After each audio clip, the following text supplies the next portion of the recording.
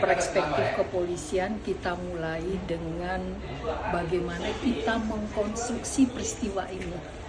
Ya, kalau ada kematian, ada jenazah, berarti itu merupakan delik material.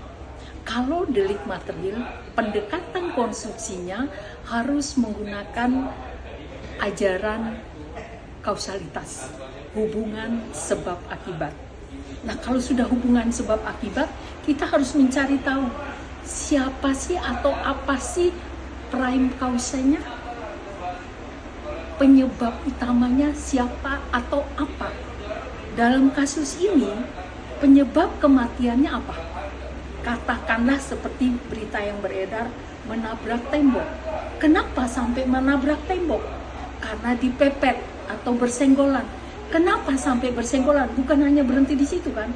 Kenapa bersenggolan? Karena dia melakukan pencopetan. Dia dikejar, dipepet oleh orang yang membela korban. Jadi orang atau suami korban. Nah, kenapa sampai dipepet oleh suami? Karena dia mengambil barang istrinya. Artinya si yang mepet punya tujuan. Tujuannya apa? Menghentikan perjalanan yang bersangkutan. Maka tidak bisa dipisah antara perilaku memepet dengan perilaku meninggalnya korban. Tidak bisa dipisah perilaku mencopet, karena kalau tidak copet dia tidak mungkin dikejar. Nah, ini dua peristiwa yang terjadi secara berkesinambungan. Artinya apa? Kalau korban ingin menyelamatkan harta bendanya, itu bukan perbuatan pidana. Itu menjadi bagian dari hak dan hak yang melekat pada korban. Nah, itu pun dilindungi oleh undang-undang. Nah, terkait dari kasus ini, kita semua di sini tidak ada yang tahu faktanya seperti apa.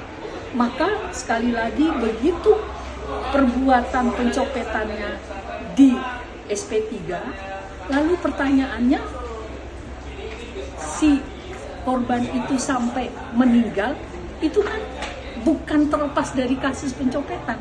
Justru penyebab utamanya adalah yang bersangkutan.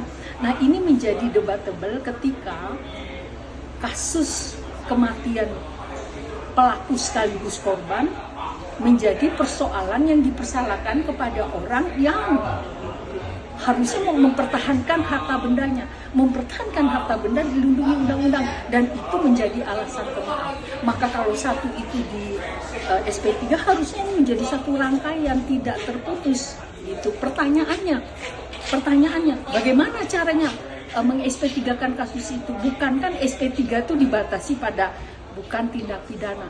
Kalau tadi dia membela diri, pidananya di mana? Berarti kan dia bukan pidana dong.